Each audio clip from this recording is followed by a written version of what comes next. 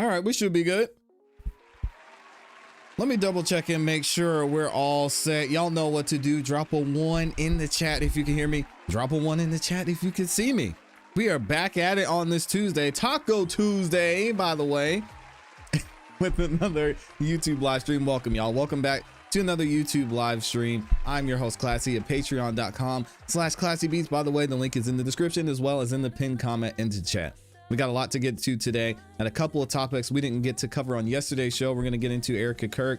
Here's some interesting information from her about the succession plan for Turning Point USA and talk about some things that might be going on behind the scenes legally. We've got some updates and some new information about the David investigation, and we're going to be talking about Tyler Perry and his brand new multi-million-dollar lawsuit. Another one. Yeah, it's going crazy out here. But before we get into it, I've got to say what's up to the people, man. Shout out to everybody who's in the building. So good to see y'all this Tuesday morning. We've, of course, got my awesome, amazing Amy is in the building doing what she does, and that's be amazing. Shout out to Amy. Make sure y'all go subscribe, follow her channel. The link is in the description. We'll drop it for you in the chat as well. We were over there watching the premiere earlier. Some crazy, amazing content. So y'all don't miss out on Amy's channel. We got Mr. Brown in here. We've got Pumpkin G is in the building. Shout out to Pumpkin G. Oh, that's that looks like Virginia Wiley, actually. She must have changed her name. Les Cleaver's in the building as well. Good to see y'all in here. I'll be saying good morning and good afternoon as we go throughout the show.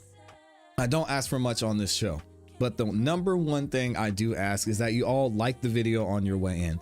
Likes are free, helps the channel continue to grow, lets the algorithm know you guys are enjoying the show, and it shares the video, the channel, and this live stream with more people. So thank you to, I believe we're at what, 600 now? About 600 of y'all that have liked the video so far. Thank you guys.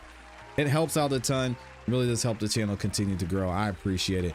Also, if you're feeling extra generous, you can share the video out as well. Just click the share button. It's got an arrow that's curved pointing to the right and allows you to share the video to X, Instagram, Facebook, and you can even share it to your group chat or to someone else via text. And then last but not least, I will be reading super chats as we go throughout the show. So thank you to everybody who sends in super chats. We don't ask for super chats, but I appreciate every single one of y'all that do. Of course, we're starting the day with my guy, Les Cleaver, one of the hardest working dudes that I know, one of the hardest working guys in the community. He just dropped the 4 bombs, giving some coffee over there. Thank you, Les Cleaver, for the coffee. I appreciate the support as always. Hopefully you're doing well. And then we've also got Virginia Wiley in here. She says, happy 7 months to me.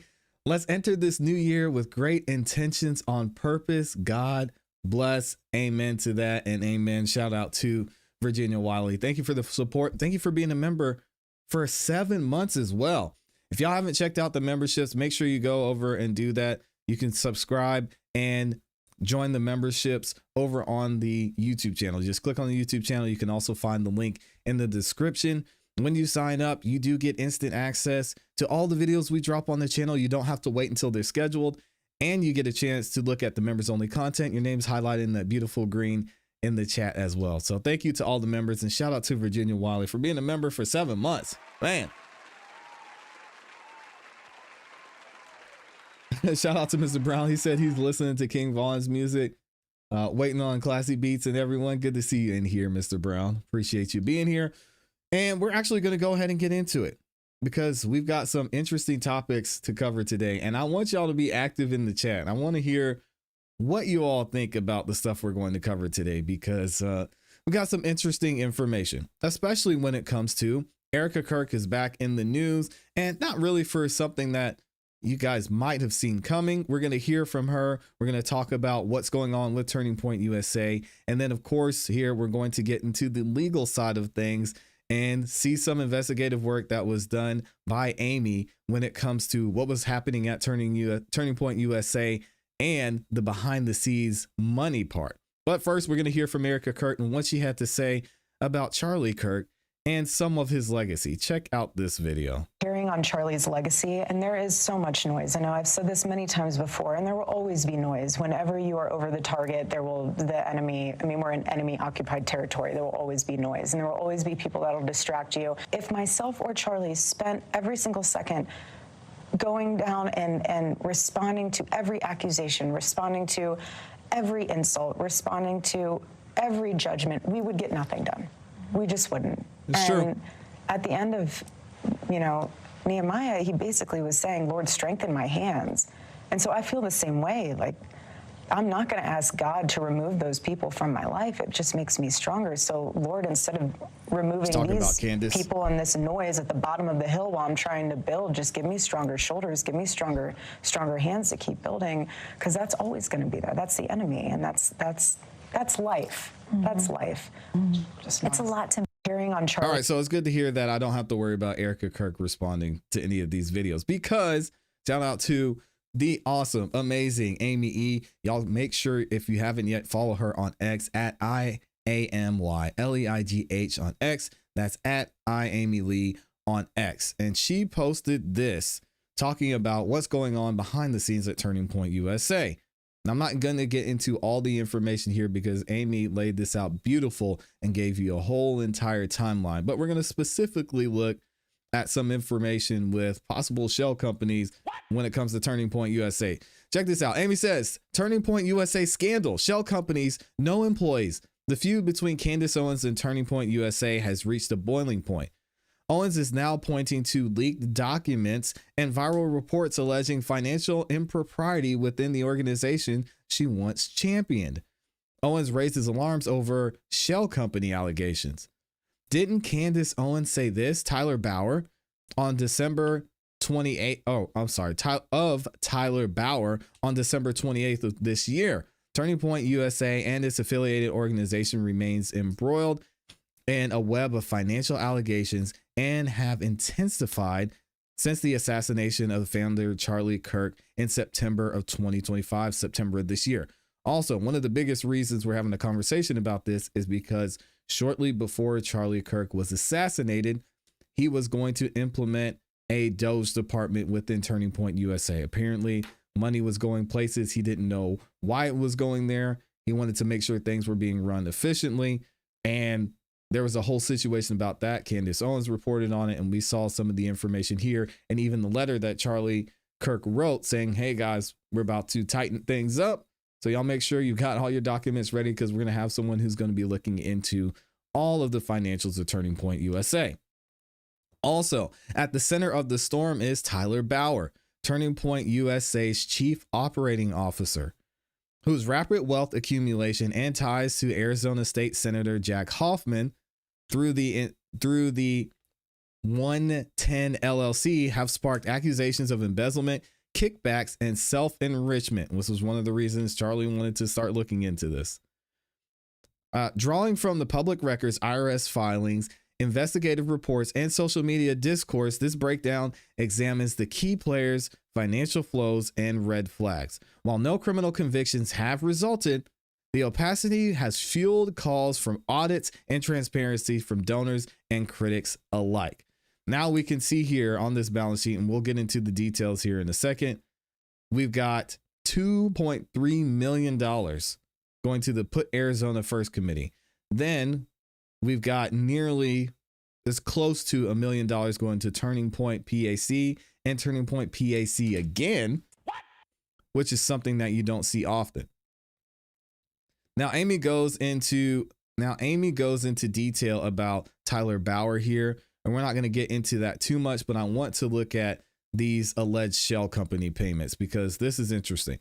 The alleged shell company payments at the heart of the payments. Central to allegations is the 110 LLC, something stylized as a 101 LLC inspired by Galatians 110, owned by Jack Hoffman.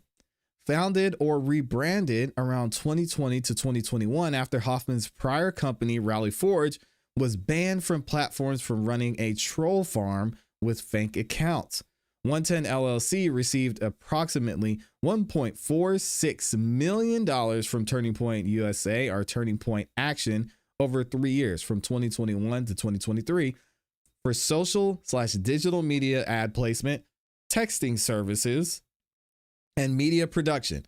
Breakdowns include $1.43 million in 2020 alone, with ongoing payments like $3,300 in October of 2024. So here are the red flags. UPS mailbox headquarters listed address as Queen Creek Road in Queen Creek, Arizona. We know Turning Point has a lot going on in Arizona. A UPS store box in a strip mall shared with a grocery store, Panda Express, and a pet clinic chain. Investigators visited this place in 2025, finding no office or signage. Not a great sign. There are no employees. The filing lists that Jack Hoffman is a sole owner and CEO with no staff or team mentioned. Outdated website. You can click on the website and it's been offline since May of 2022. Not indexed by Google. With last snapshots showing vague content like growing movement from birth to epic, but no employee details, probably because they don't have any. Critics argue this structure facilitates fraud. No ad performance reports or breakdowns, making it easy for kickbacks. Total inflow to 110 from all sources exceeded $4 million through September of 2025.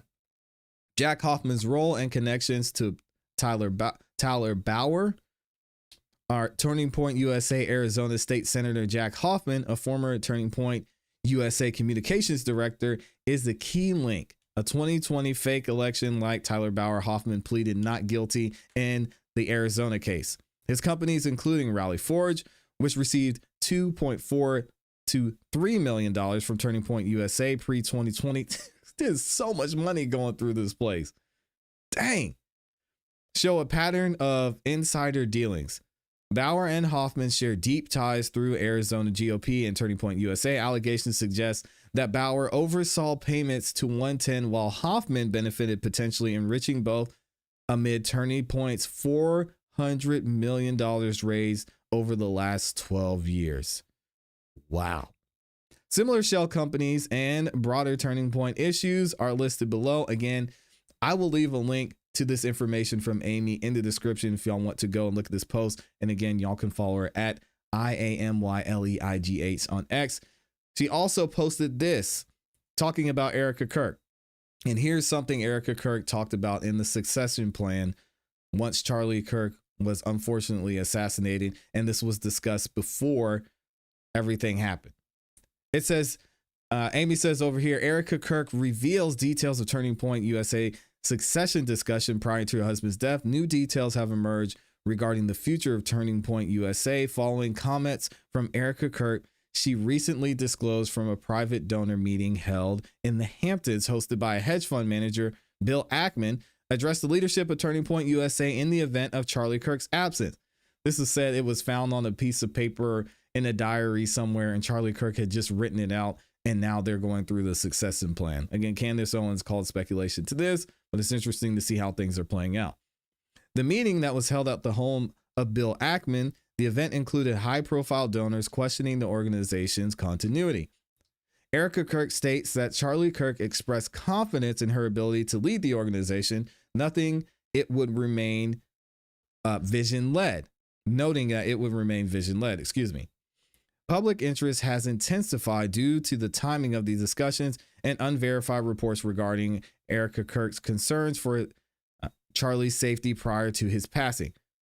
According to Erika Kirk, just weeks before the death of her husband, Charlie Kirk's donors raised questions about who would lead Turning Point USA if something were to happen to him.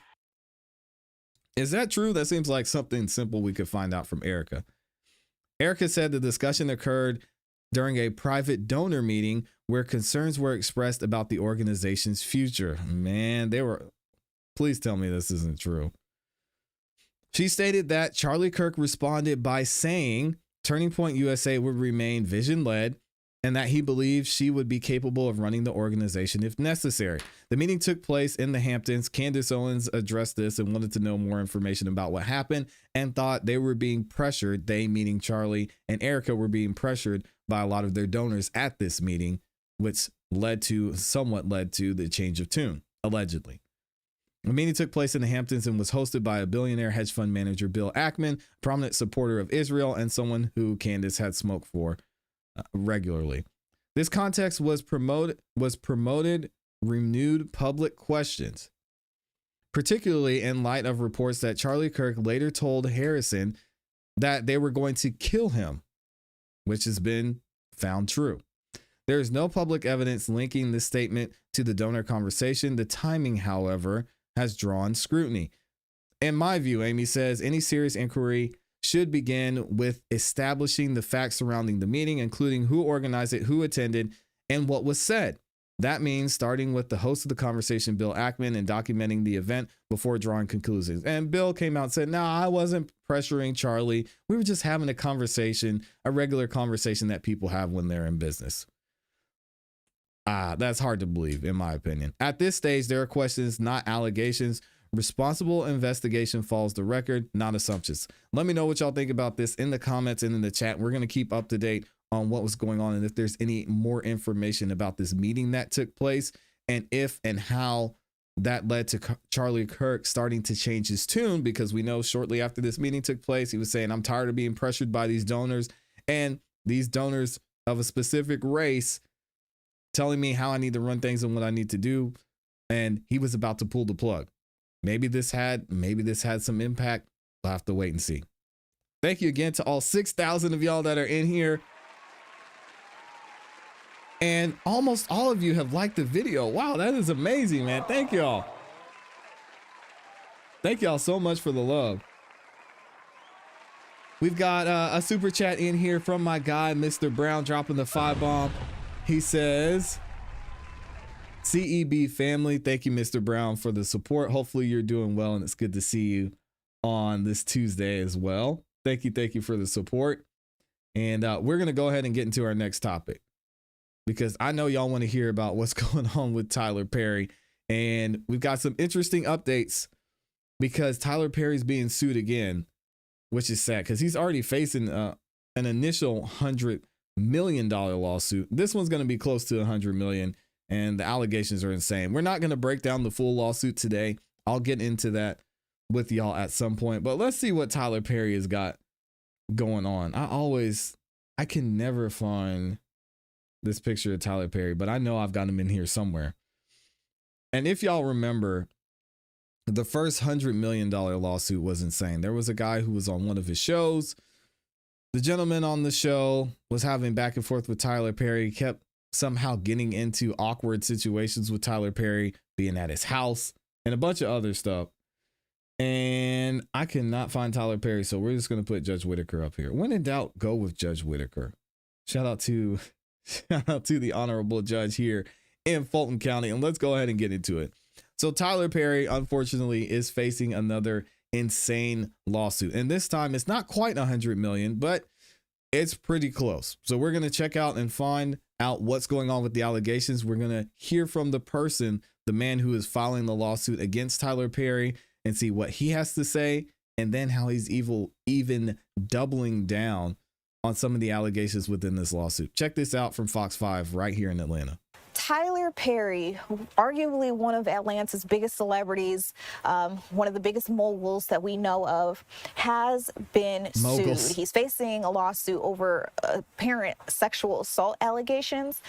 One of his actors from the hit movie Boo, A Madea Halloween, is looking for $77 million against Tyler Perry, saying that there were unwanted sexual advances made toward him over the last several years. Now, the actor's name is Mario Rodriguez. He filed his lawsuit Thursday in the state of California, again, alleging that Tyler Perry subjected him to those unwanted sexual advances that had happened multiple times over a series of several years. He says that he also committed sexual battery and assault toward him while he was there at Perry's home in Los Angeles.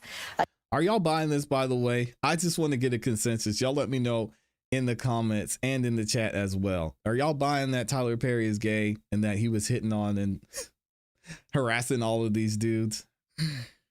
I mean, power will do a lot of crazy things to you. So I have no idea. I do have some thoughts on if it's possible. We'll get into that shortly.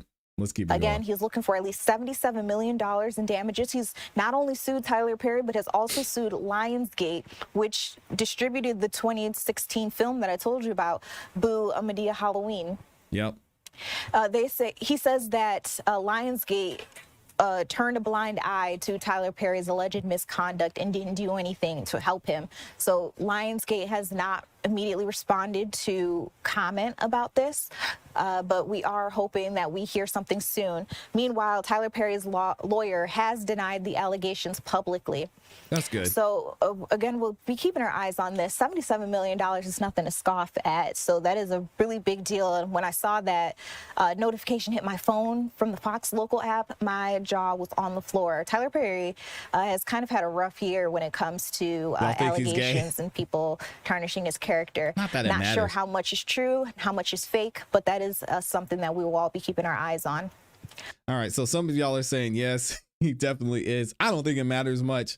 To be honest, I think it's just the fact that in 2025, if this is true, you know, why someone would be hiding it like that. I think honestly, he would be praised and people would be like, I knew it. And then we just keep moving. Either way, again, we've got an article here from Amy over on X. If y'all don't follow her, make sure you do that at IAMYLEIGH on X. That's at IAmyLee on X. She has this to say, and we're actually going to hear from the victim here shortly. Amy says on December 25th, an actor and model, Mario Rodriguez, filed a lawsuit against Tyler Perry, accusing the filmmaker of SA and battery. Rodriguez, who has a minor role in the 2016 film Boo, as we just heard, is seeking $77 million in damages from both Perry and Lionsgate. So he's not only suing Tyler Perry, but it's kind of similar to what we saw in the Mark Sanchez situation. Mark Sanchez got sued by the PT because he's the one that allegedly stabbed this poor man. And then he's also suing the company. He's also suing Fox because they allowed Mark Sanchez to be there in that area and getting drunk. So it's somewhat the same thing we're seeing here. The lawsuit details several allegations or alleged incidents between 2014 and 2019. Rodriguez claims he was first approached by a trainer at the Equinox gym who said Tyler Perry wanted his number to discuss acting roles. Rodriguez alleges that shortly after being cast in 2016, Perry touched him inappropriately while watching a movie at Tyler Perry's house. Why y'all sitting there watching them? Okay. All right. I'm going to leave it alone. In 2018, Perry allegedly tightly hugged Rodriguez and grabbed his you-know-what. In 2019, Rodriguez claimed Tyler Perry grabbed his hand and placed it on Tyler Perry's you-know-what as well. The complaint alleges that Perry offered financial support and career advancement in exchange for certain favors, reportedly telling Rodriguez, if you just give it to me, or if you just give in to me, you would never have to worry about anything again. Man, we're starting to see a pattern. First it was Diddy, and obviously, as we know with Diddy, there was something there. Now we're seeing with Tyler Perry, all this is coming out. I mean, what is happening with these guys, man? Rodriguez, and this is all alleged, innocent until proven guilty. It's just crazy that all this stuff comes to light now, and especially with Tyler Perry being at his peak and over the past several years. Maybe power again does that to you and he just feels untouchable. Who knows? Rodriguez alleges Perry gave him $5,000 on multiple occasions following these encounters. The lawsuits also named Lionsgate the distributor in a 2016 film, accusing the studio of turning a blind eye to Perry's alleged misconduct. Obviously, hey, more chances at getting more money. Perry's attorney, Alex Spiro, shout out to Alex, denied the allegations, characterizing the lawsuit as a failed money grab, but the same lawyer representing another recent accuser. Yeah, that's true. This is the second lawsuit, or the second SA lawsuit filed against Perry in 2025. In June, actor Derek Dixon, we talked about Derek, sued Perry for $260 million, alleging similar misconduct while working on the television series The Oval and Ruthless. Rodriguez stated, he was motivated to come forward after learning of Dixon's case. So let's hear it from the alleged victim himself. I wanted to talk to you guys a little bit about sexual assault and harassment and why the people stay silent. For a long time, guys, I didn't want to say anything. And I wanted to tell you guys why I didn't want to say anything. But when it happened to me, I felt ashamed. I was scared because of the judgment and the questions that people were going to start asking, almost like if they were going to blame me for just being there. Well, I felt all of that, guys, when a very big director, a very seriously powerful person that everybody knows, invited me over to his house to talk about roles and upcoming things that he was writing. I was telling myself, like, man, like all of my dreams are coming true right now. Like my opportunities at my front door right now. Listen, I don't know how Hollywood works, but can we all agree that anybody inviting you to their home for a one-on-one quote unquote interview and to discuss roles is a red flag? Can we meet at an office? I mean, dang, can we even go out to dinner? Why we got to go to your house? I'm just saying. So much excitement going through my body. And then, guys, it happens. You know, my boundaries were crossed. You feel like this person feels like they got power over you because of the situation and the opportunity that presented itself in front of you. And then and how fear can somewhat keep you quiet and keep you silent. Well, I stayed quiet for much too long. And I just want to say I'm really sorry, man, because if I would have spoken up sooner, I could have saved somebody that this probably happened to after me. I just want to say sorry for that, whoever that may be. It could have stopped with me if I would have said something. But I do apologize, and I'm speaking up now and getting it out there and talking about it, most importantly, then so be it. And I just want to apologize once again, guys, because I'm sorry I can't really talk about more than what I've talked about right now. But I will be giving you guys an update very soon about the whole situation that happened in detail. Oh, he's going to. So stay tuned. And thank you guys for hearing me out. I appreciate it. Okay, so that's what we got to hear from this gentleman on what's going on. Now we'll get into more details about the lawsuit. As we heard from Amy, we'll hear it here from NBC News. And they say a model accused Tyler Perry of SA in a new lawsuit. What else do they have? A model who said he was recruited by film and television producer Tyler Perry for movie roles alleges in a California lawsuit that Perry used his position to abuse and SA him. The suit by model Mario Rodriguez, as we know, $7 million, is alleged that Tyler Perry was acting crazy. In a statement Friday, before the suit was filed, Perry's lawyer, Alex Spiro, characterized the legal action as a shakedown and anticipated it would be a failed money grab. The suit alleges that a trainer at the Los Angeles gym where Rodriguez regularly worked out in 2015 told him Perry wanted to speak to him about acting work, and that when Rodriguez gave the trainer his phone number, Perry called the same day to recruit him for a role in a project that would become Boo, a Madea Halloween. Perry told Rodriguez he looked at his Instagram account and was impressed with his modeling, the suit says. When Rodriguez made it clear he never had acted before, Tyler Perry is alleged to have said, "Mario, I'm not a bad person to know, and I have in your corner." The two subsequently had drinks at Perry's home. Nope. And Perry rubbed Rodriguez's shoulders and touched his inner thigh right next to his you-know-what, the suit alleges. During subsequent meetings in 2017 and 2018. This always gets me. These always gets me, man. I'm not condoning SA. I'm not condoning people using their power to make people do things that they want to do. But if this happens on your first meeting, your first ever meeting ever, in 2015, this man, quote, rubs your shoulders and touches your inner thigh next to your stuff, and you have subsequent meetings, can we just say they forfeit their lawsuit power? What are we doing at this point? What are we doing? Tyler Perry made it clear he was interested in what he was trying to do. This man wasn't an actor. He wasn't even an actor.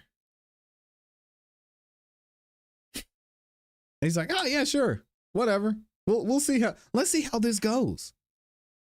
Weird, man. During the subsequent meetings in 2017 and 2018 and 2019, Perry mentioned future projects that might be suitable for Rodriguez, asked whether he had sexual interest in men, and touched his leg and junk, the suit alleges.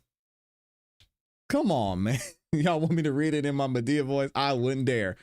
During one meeting, the suit alleges Perry grabbed Rodriguez's hand and placed it on his stuff and told him, if you were to just be with me, I would take care of you.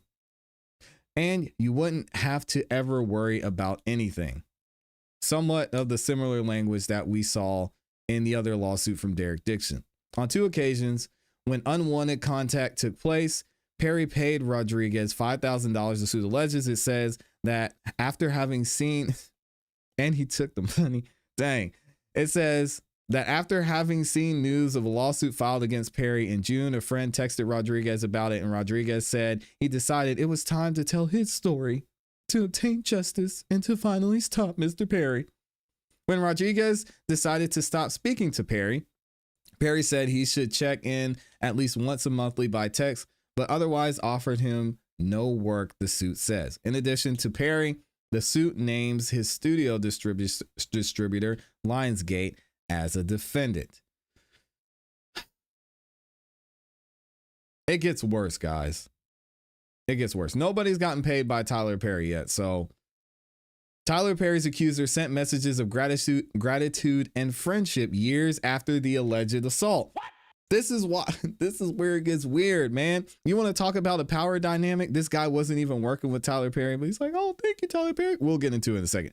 Text messages show that Tyler Perry and Mario Rodriguez, who recently filed a lawsuit accusing the filmmaker of SA, remained in contact for years after Rodriguez alleges their interactions ended.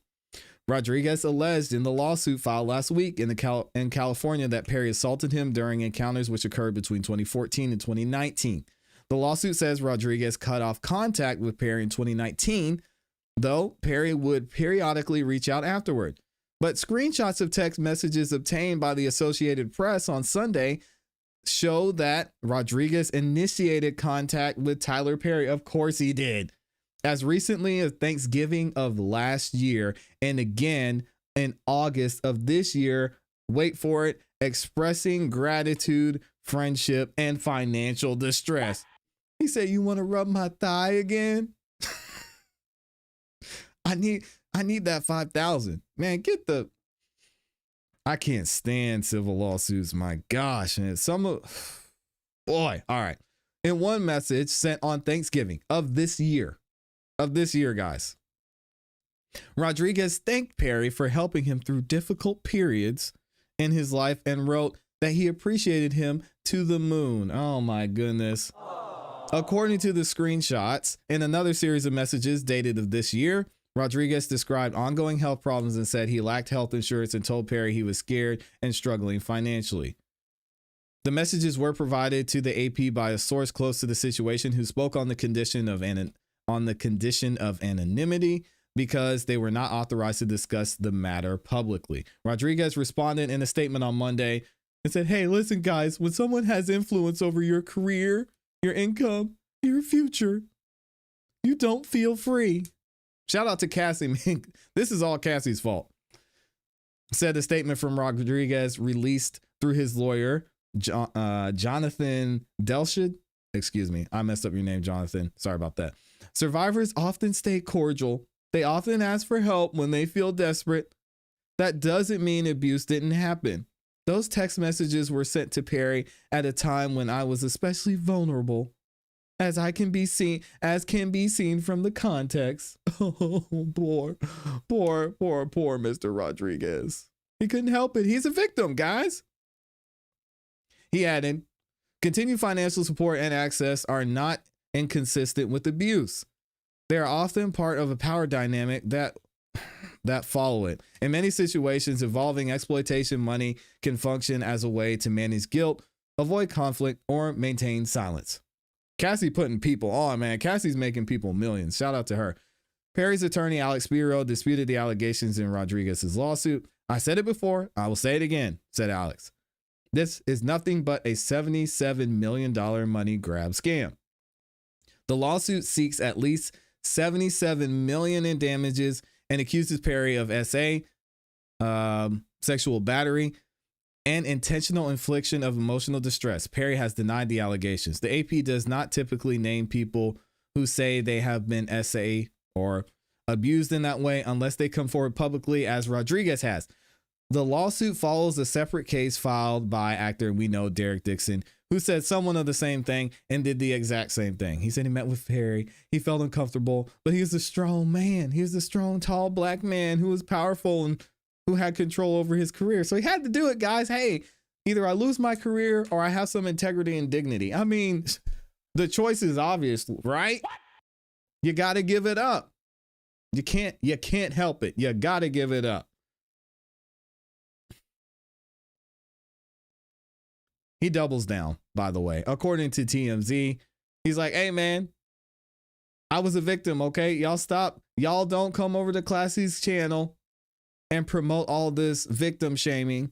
I was a victim for real. Mario Rodriguez says the friendly texts and the two allegedly exchanged don't undermine his claims and are actually consistent with his account. See, I was right, guys. The model and actor told People magazine, I want to briefly respond to what's being said about me right now. People are pointing to the messages where I was polite, grateful, or vulnerable. Get out of here, man. You're a grown ass. Oh, I cussed on the show. Dang, this is a family show. He's a grown butt man. And trying to use that to discredit me. I'm going to edit that out. Look what he said. Just know that I love you and thank you for everything. I appreciate you to the moon. You got my Mexican you know what out of a lot of bad places, and I just want to tell you thank you. I can't buy you anything, but I just want to tell you that your boy right here appreciates you more than anything. Straight from my heart, bro.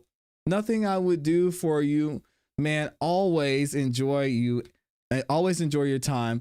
And hope I see you again.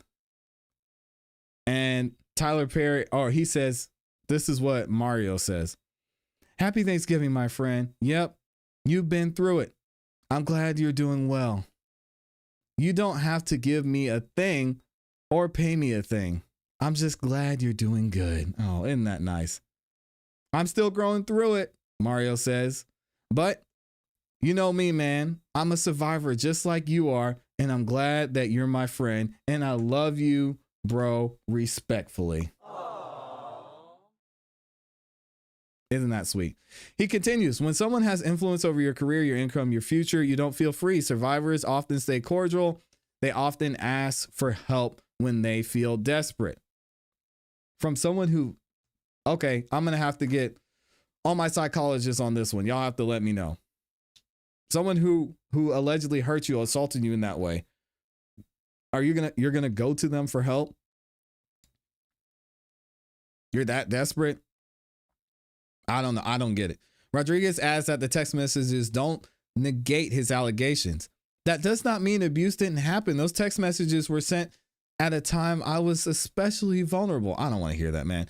TMZ broke the story. The texts allegedly show Rodriguez asking Perry for financial help to address a dental health issue.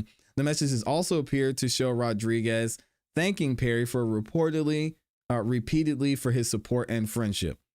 The texts were allegedly sent before Rodriguez filed the lawsuit against Tyler Perry on Christmas, accusing the movie mogul of making unwanted advances and, in one instance, allegedly grabbing his you-know-what. And this is Mario saying, brother, haven't been feeling okay, confused and a little nauseous. I got blood work, thinks it's my teeth. I know it's none of your business. I don't know what to do. I promise you I would never ask for anything. Well, there goes that. But if it is what I think it is, I don't think I could do it on my own because I barely pay my bills, scared as F. I don't want to get sepsis like my dad and pass away. I don't even want to mention it because I don't want to make it real. I feel sick most days, never told anybody this, but my mom and everybody is starting to notice my broke you know what. I don't have insurance. I never lied to you, but I think that's what's wrong. My dentist is supposed to take care of it in Beverly Hills, but he's in prison for fraud. Yo, this story gets crazy. I've always been healthy, but lately I've been waking up confused and dizzy and a bunch of stuff. I just can't go to the doctor because I can't afford it. I don't want anything. I just want to be okay. Oh man, this poor guy. And then he says at the end, I'm scared, brother.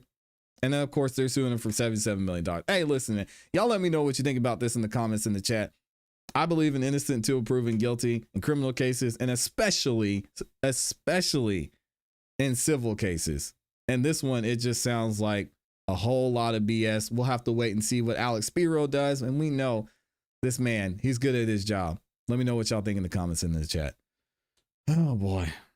Shout out to the gang, man. Hey, listen, that wasn't me. I don't know what y'all heard. Shout out to Les Cleary, said the real side of ClassE cracks through. You're good, bro. Listen, I don't be cussing like that. But it's just, man, something like this gets me fired up. It's just crazy to see. Again, we have to hold both sides accountable. Tyler Perry's accountable for moving reckless and inviting people to his home, allegedly. And then we've got to hold Mario accountable for doing what he did and going back for years, over half a decade, after he felt uncomfortable, or he just came to the realization after he was broke and saw he could get a payday and was like, oh, you know what? Now that I think about it, maybe that man shouldn't have been massaging my shoulders and grabbing my thighs. Maybe, just maybe, that was inappropriate. I should probably do something about that. Let me call Jonathan. Like, come on, man. Anyway, so this stuff I just hate to see it because it's an abuse of the legal system. It just gets me upset. And then people lying like this. Oh, man. Listen, protect your buns. That's exactly right. Shout out to Mr. Brown. This is a crazy story for real. Our resident body language expert and psychologist as well, in case y'all didn't know, says this. Shout out to Amy. When a person asks their abuser for help, they aren't usually seeking abuse. They are seeking the version of the person they fell in love with. Hey, yo. Or they are navigating a reality where the person is the only source of safety they have left. Or they just need money and they're desperate and they were broke and they were greedy and they were willing to sacrifice a part of themselves to get that money or status or help, or that part. Amy says the fawn response. You've likely heard of fight or flight or freeze. Fawning is the fourth trauma response. Oh my God. It involves trying to appease or please the person who is the threat in order to stay safe. The logic. If I can make them happy or show them I need them, they won't hurt me. The action. By asking for help, the victim places the abuser in a position of power and heroism, which can temporarily stop the abuse and create a period of peace. Trauma bonding is a powerful emotional attachment created by a cycle of intermittent reinforcement. I mean, y'all think he was traumatized?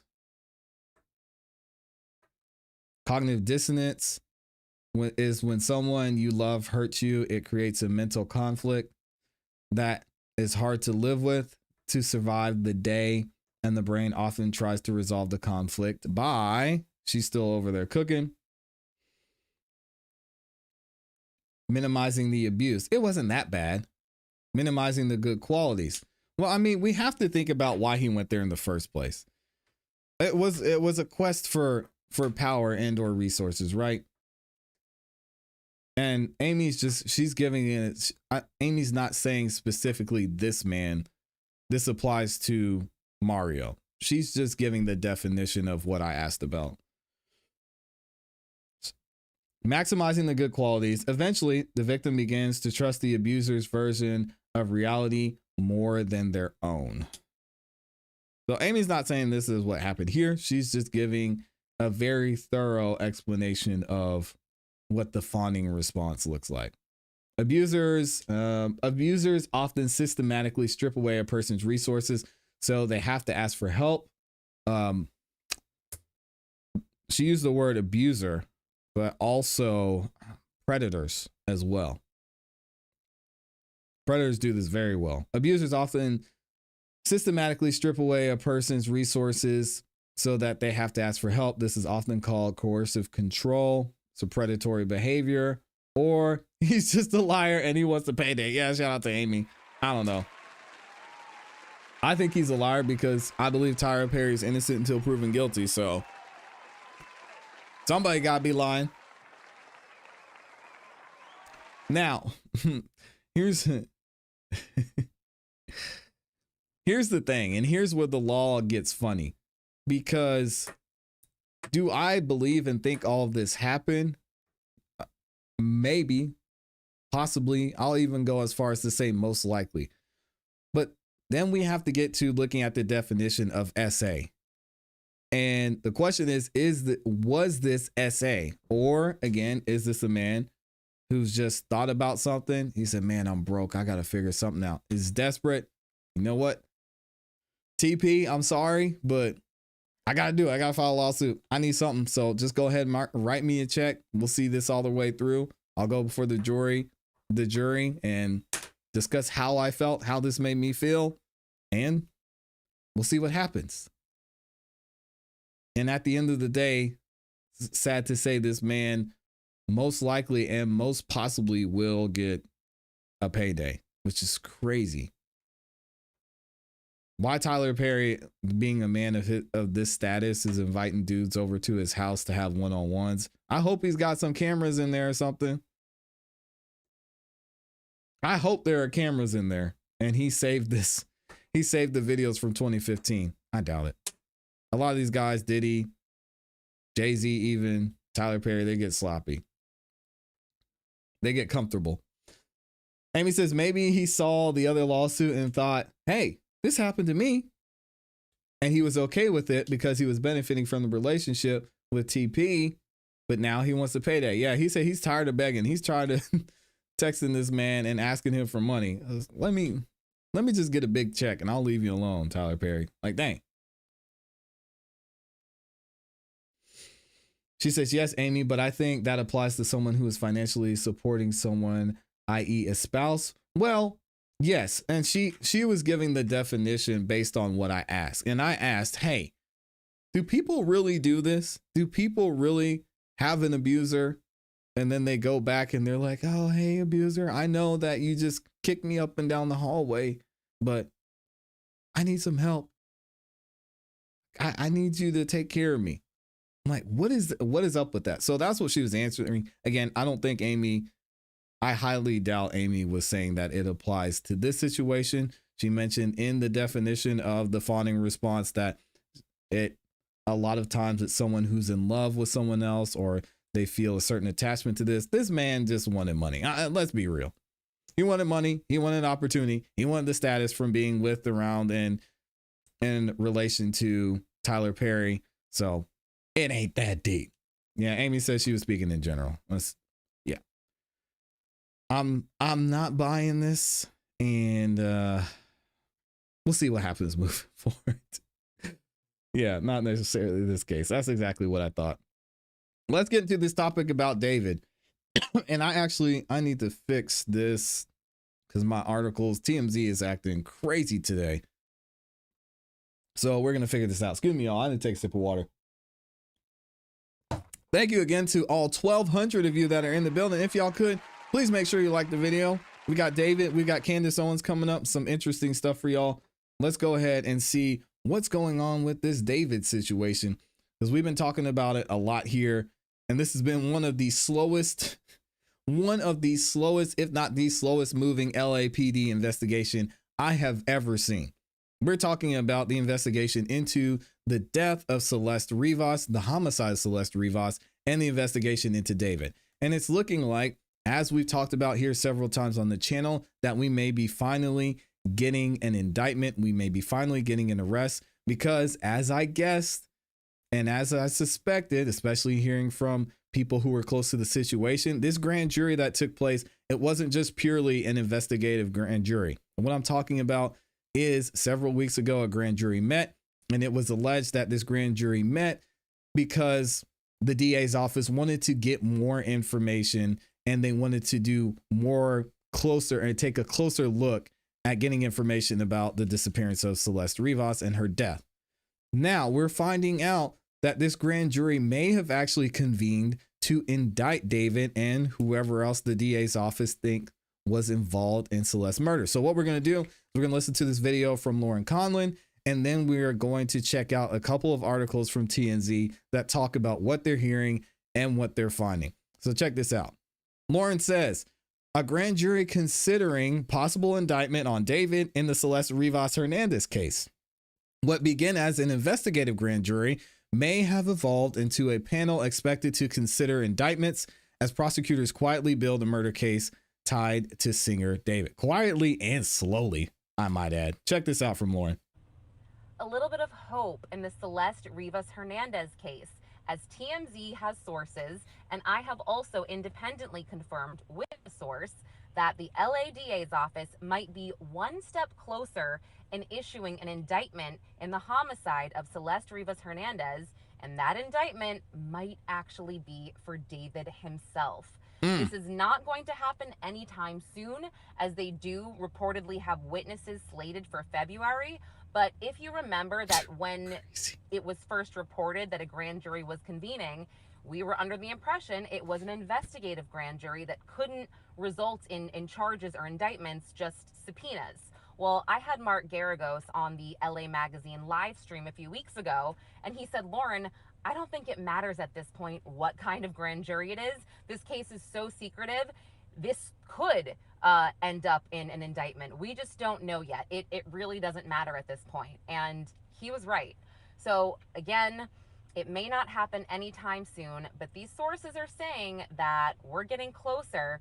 And yes, evidence and eyes are pointing to David. So read all the details on lamagazine.com. Not surprised. And follow us here for more updates on this truly heartbreaking case.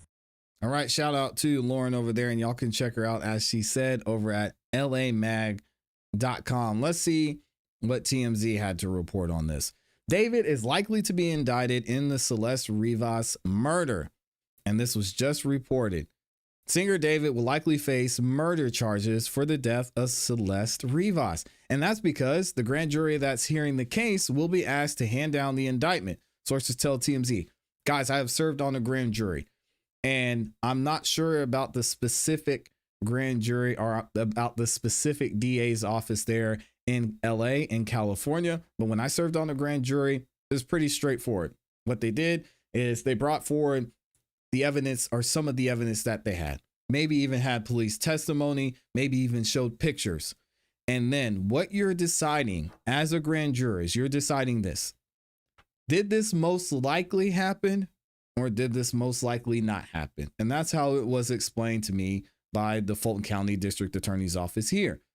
So you look at all the information and you say, hey, did David most likely murder, hide, dismember this body of Celeste Rivas, or did he most likely not do it?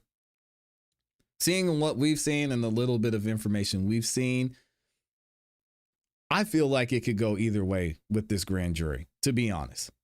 Again, we don't know how much more information the LAPD has that we haven't seen. We've talked about David taking this alleged trip out to the desert shortly before Celeste Rivas was alleged to be killed.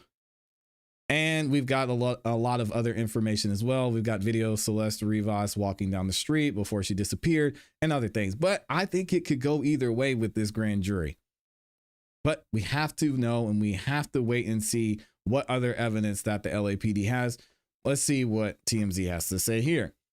There was a report last month that the grand jury was an investigative grand jury and a grand jury that helps authorities gather evidence, but one that does not indict. An investigative grand jury can be useful to subpoena and then force uncooperative witnesses to testify, get their phone records, all that good stuff. Our sources say, however, the grand jury that has been hearing witnesses in the Celeste Rivas murder is actually one that will vote on indictments. And multiple sources tell TMZ that authorities, including prosecutor Beth Silverman, believe David was involved in the death of Rivas. TMZ broke the story earlier this month that David's day-to-day manager, Robert Morgan, I always mess up his name, Morgenroth, hopefully I said that right, testified for days. A TMZ reporter heard Morgenroth tell his lawyer in the courtroom hallway Silverman was very pushy as to why he didn't call the police. I believe, and I will continue to say I believe, she was talking about David being around and involved with the girl who was clearly underage, but others have said different things. Y'all can quote me on this when and if the information comes out that shows otherwise. He said he responded by saying it wasn't his responsibility and his job to make sure it was his responsibility and his job was to make sure David's tour kept going, which is true. Grand juries generally do what prosecutors want, in no small part because the target, in this case, David, has no right to present a defense. And exactly what I said. They look at the evidence and they say, did this most likely happen? There is also talk in the courtroom hallway. The grand jury could hear witnesses in February, so don't expect a quick indictment, as we heard from Lauren Coleman. Also, something else that's also interesting is David had a song on a video game, and it's seeming like that song has gotten pulled off of the game, and there's a lot of support that's being lost by David. I'm going to read this real quick. And TMZ says David's song Scrubbed from Madden, one of the biggest sports video games franchises in the world, is seemingly distancing itself from David as the Celeste Rivas death investigation continues, with the singer's song getting quietly pulled from Madden NFL 26. The controversial artist What Are You Waiting For was initially part of the popular football game soundtrack when it was released back in August, and it was sandwiched between Bia and Alex Warren on the playlist. Now it's nowhere to be found. The exact reason is unclear, but it's been going on lately. It's fair to assume EA Sports wanted to distance themselves from David. So again, a lot of things taking place, a lot of dominoes starting to fall. We probably won't hear anything soon. According to TMZ and Lauren Conlon, we'll just have to wait and see and keep reporting on what is being shown by the LAPD. If we get more information from the medical examiner, if they're allowed to give that information, because we're still waiting to find out what the medical examiner found in this report. So we'll have to wait and see. I want to know what y'all think about this in the comments and in the chat. And who do you think the other person that's possibly being indicted is? That's an interesting topic I think hasn't been addressed enough here. Let me know what y'all think. Thank y'all again for the love, man. We got 1,200 of y'all in the building showing so much support. David is already lawyered up, so he's expecting it to go down after next year. Yeah. And he's got a great criminal defense attorney as well. So it's going to be interesting to see what happens. But I have a feeling that David's going to be in a little bit of trouble. Either way, let's go ahead and get into this last one. I know y'all are going to love and be excited for this one because we got Candace Owens back in the building. And it's about to get interesting. A lot of people, if y'all have seen some of the comments, a lot of people are not happy with the way I've been covering this situation with Candace Owens. And honestly, I don't care. I'm objective. I'm not Team Candace. I almost was there. And then a lot of other information had to come out.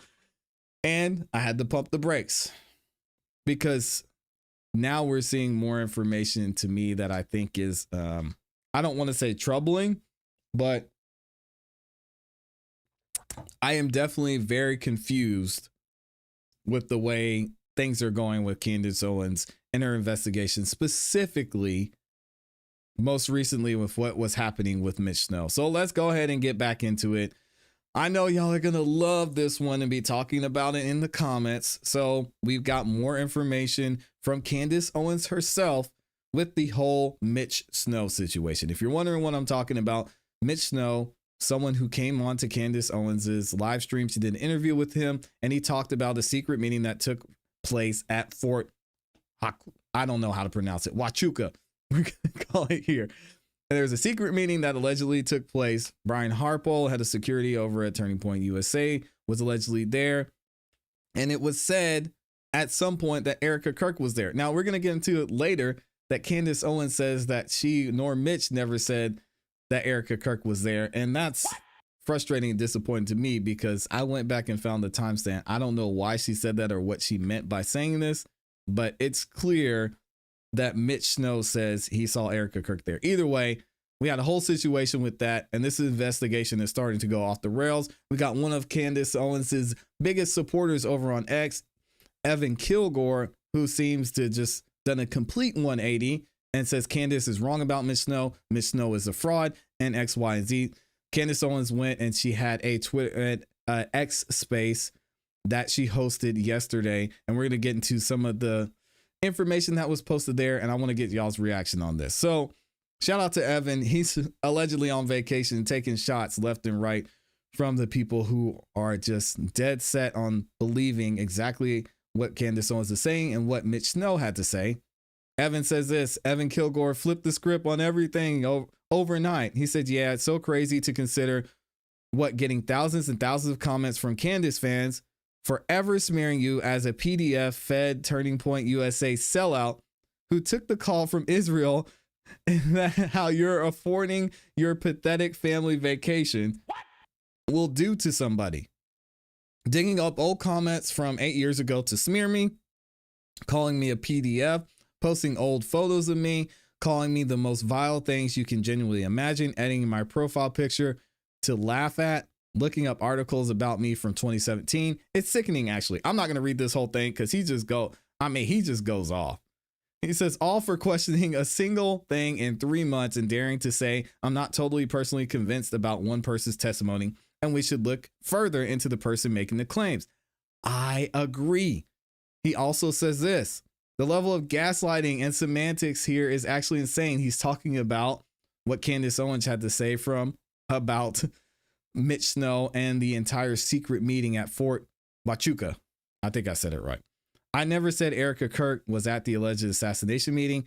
Now that Candace realizes Mitch Snow's testimony is completely falling apart under scrutiny and that he's a poopy human being who Candace Owens raised $150,000 for, she's changing her tone really fast about the implications behind what she recklessly platform and allowed him to say to millions of people. Well, let's hear it from Candace Owens herself. Check this out. Now, before we get into it, she's going to bring up a man on her platform and on her X spaces that I do not know who this guy is. She's going to give some more information about him, and he's actually going to challenge her on some of the things that she said about Mitch Snow, about Erika Kirk, and about this alleged secret meeting that took place 2 days before Charlie Kirk was assassinated. Here we go. Let me play it. Yeah, thanks for having me. I guess my whole thing is, why does this meeting even matter? Like, what is the actual claim that's being made here? That's been my confusion the whole point, the whole time, is like, okay, let's say that there's absolute proof, photographic evidence that everything that Snow says is true. Like, who cares? I mean, what does that prove? What is the actual accusation? Who do you think was conspiring with who to do what? Yeah. And I think obviously the name of the episode was, the day before Charlie Kirk was murdered. The insinuation is that this was a assassination planning meeting, which I don't even see any evidence of that. And then people I'm arguing with online are saying, no, this has nothing to do with the assassination. Yeah. So, I guess, if the space is why this matters, why does Fort Huachuca even matter? Like, what is the claim being made? I still don't even understand that. So it matters because why would Brian Harpole be on Fort Huachuca at all? Right? It matters because he's giving an alibi, which means he doesn't want to be associated. Like, it could have easily not mattered. Kind of, to speak to your credit, you could have been like, yeah, I was at Fort Huachuca with my brother. And my brother's in the military. I was dropping off some food. Okay, like that could have been then suddenly a dead end. That would have been nothing. Now, because Mitch had described this as a top secret meeting in an off-site building and had described this as top brass at the Pentagon and said that these sorts of meetings, and I am forgetting the military term, are when you're just about to embark on like a mission. I know I really uneducated, but military guys will sound better saying that. It was compelling. Like, okay, Like I said, Brian Harpole was acting funny. He's been acting weird. He's been telling verifiable lies, and he cared enough to present an alibi, meaning he didn't want people to think he was there, right? So if you have to, give someone an alibi, it's because you don't want people to think that you're there. An alibi is not needed if there's nothing to hide. So that's why it matters. I think that's why it matters. And this reaction, rather than being forthcoming, is why it suddenly feels like, okay, this is important, because no one's acting normal. No one's just like, oh yeah, cool, he was there. Like, it also is, as we have now learned, it's an intel base. He was telling the truth about exactly what building it was. I didn't name the building on my show because I wasn't sure if that would be like a national security problem, but it just happened to be that JTF was borrowing that offsite building, and it was supposed to be a top secret meeting for those purposes. Somebody that was involved in blacking out the windows had sent us a tip. Again, it's how people are reacting to the meeting that lets us know that it's important. Okay. I mean, I guess. Regarding the hotel, I never said it was important. Like I said, my perspective was there's 1,000 different reasons that she could have been at that base. Her mother has a contract, or had a contract, has a contract with the DOD. Erika has been open about her mother's ties to the military in the past. She actually did an interview and said that she moved to Arizona because her mother had a contract with the military. So again, weird thing is when Andrew's like, Erika wasn't in some fort, as if he's never heard of Fort Huachuca. His brother is in the military. His brother is Captain Curtis Colvett. His first cousin is Captain Robert Colvett. So that kind of a language is why I've named this, why it suddenly really matters, right? It was sort of one episode. I didn't exactly dedicate a whole series to it. The reaction has been so almost like violently obsessed that the public is now going, oh, okay, well, it feels like there's something here. I think that's just sort of our natural instinct. Okay. I mean, I think if you're saying that somebody is somewhere and they weren't there, then providing the alibi is not in and of itself suspicious. If the alibi is not confirmed, I guess you can be suspicious of that. But again, I still, there's still not an answer. Like, okay, let's just say you're right. Let's just say that absolutely they were there. Yeah. What does that prove? What is the accusation? Because what it sounds like, and I mean, what the insinuation obviously is that this was a planning meeting for the assassination, and the people there had pre-knowledge of the assassination and were therefore in on it. So I think that if you are making that accusation, which in effect you are, right? You're in effect saying, okay, Erika Kirk and the head of TPUSA security were at this pre-assassination planning meeting. Erika was there, so you guys have to stop repeating that. It's Erika was never at that meeting, and that's another thing. I've never said Erika was at the meeting. Mitch has never said Erika was at that meeting.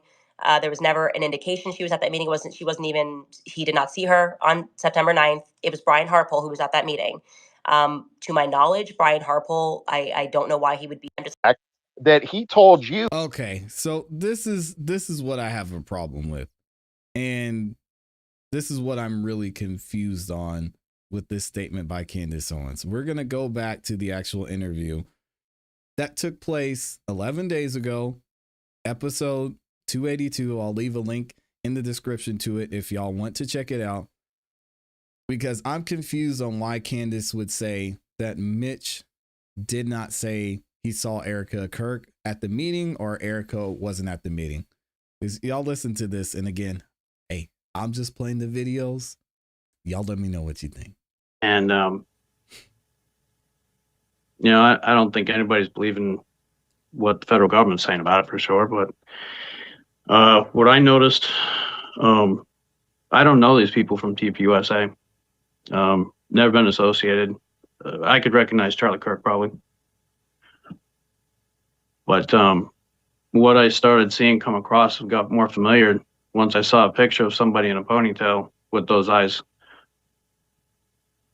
That was that person. They were there. And yeah, the head of security there, he was one of the people walking out with the congressman. Now, how would I know that? I just have a gift for recognizing people. And yeah, maybe it's not him. Maybe he has doppelganger, but somebody with the same mannerisms, the same crick in his neck, face, the waxy look on his face, hand gestures, shoulder shrug, gait, approximate height, haircut. definitely walked past me. And if in you the had hotel, to put it at a percentage that you were looking at Brian Harpole, maybe he's got a brother in the military, who knows, right? Maybe he does have a doppelganger, he's got a twin brother, who knows? And I want to be clear, I can confirm on this podcast live every step of your story in terms of where you went, what time you were there, that there was this big meeting that happened. I confirmed the location with other people that are on Fort Huachuca currently. I can confirm everything with metadata. I obviously can't confirm that you saw who you say you saw. If you had to put it at a percentage that you saw Brian Harpole, what percentage would you put it at? 95. 95%. Okay. 95 to 99. I mean, when I saw him, you know, on the interview with his face and gestures, with that photo, it struck me in my gut. I blew it off until there was, you know, some other pictures that came up with other people. What other people? Other pictures? If you want me to say, there's a picture of Erika Kirk with a ponytail, and from her past. That person matches who I saw at Fort Huachuca in the lobby the night before. And So I'm confused. So Erika Kirk was at Fort Huachuca the night before, but she wasn't in the meeting. Is that what Candace is saying? And Mitch never said she was in the meeting? Because Mitch was saying she was there, but she wasn't in the meeting. she was with that man in the lobby. And that man, he was present at that meeting the next morning. If you had to put it at a percentage that you saw that the girl in the ponytail matches the description of Erika Kirk, what percentage would you put that at? Those are really rare eyes. That's 95 to 99%. I can't imagine somebody else. Okay. So again, he was saying Erika was there, but she wasn't at the meeting the next day. Again, y'all are going to have to tell me if I'm missing something. To me, it seems like that is exactly what he's saying, that Erika Kirk was there, but she wasn't at the meeting. But I think you can get how people are confused, or how people would say, oh, Mitch said she was at the meeting because she's there. So what has happened? What I'm going to say, because obviously that's very explosive, and it's one of the reasons why I wasn't sure if I wanted to have you on. I'm going to be honest with you, because I guess I'll tell you the conflict that I had and just be just as honest with you as you are being with me. The first thing was, I can't confirm it, right? I can confirm where you were. I can do all of that. But I can't confirm what you think you saw. I don't know you. I don't know. There are people like my husband who we can see someone once and he recognizes that person 10 years later exactly where we saw them. And there are people like me, and I kind of have facial blindness until I meet someone 3 times. The second thing was, I didn't want people to wrongly extrapolate things and say, okay, well, maybe she was on the base. Maybe there's a chance she wasn't on the base, right? That she has a doppelganger. People do have doppelgangers. I have doppelgangers, right? Well, let's say she was in the base. Let's say you're right, and you saw her. This is the night before. This is on the 8th. And maybe she was in the hotel, but maybe she was there for a different reason. Maybe she was there because she's always been open about the fact that her mother moved to Arizona because she got involved with the military. So that could be totally unrelated to the meeting that took place on the 9th. And I didn't want to, but then I said to myself, this man has lived through so much. You know what I mean? This man has lived through so much. And I would be turning my back on this, really a hero for discovering the cartels, who's lived through so much and has been treated like the government. And then I struggled with my own soul going, I'm turning my back on him because I'm afraid of backlash for allowing him to tell the truth. And my soul was in conflict. And I decided that, you know what, this is not my platform, okay? I genuinely believe this is God's platform. I'm a conduit. I don't know why I have a platform. And I don't know why you have this luck in life. I really don't. I don't know why these things happen to you or why they happen to me. But I know that my prayer was very intentional that night, that I received that email. So I'm going to allow the internet to hear your testimony, hear what you think. And I also want to show them a picture, because we did look through some congressmen, and I didn't tell you where they were congressmen from, but there is one that you thought looked familiar. And I am going to Okay, so again, Candace was saying, hey, let's chill on the Erika Kirk thing because I don't know if that's true. Mitch is saying she was there. Y'all take that for what it's worth. Let me know what you guys think about this in the comments and in the chat. All right, y'all, we did it. Another amazing show in the books. Thank you to all 8,000 of you that are in here. Thank you to all 1,000 of you that liked the video. Those likes are amazing. That's all I ask. I don't ask for much. I want to give also a big shout out to everyone who went the extra mile and dropped a super chat as well. Thank you to MCR, Les Cleaver, Virginia Wiley, Mr. Brown, as always. Oh, Nana Banana in here has been a member for 13 months and says Happy New Year to y'all. Thank you, Nana Banana. Thank you for being a member. Wow, for 13 months. Goodness gracious. I appreciate y'all. I hope you all have a great rest of your day. And I look forward to seeing what y'all have to say on tomorrow's show. And then the videos we'll be posting later. As always, you know what to do. Keep growing, keep pushing, keep it classy. Y'all have a great day. We gone. Peace. Wild stuff out here.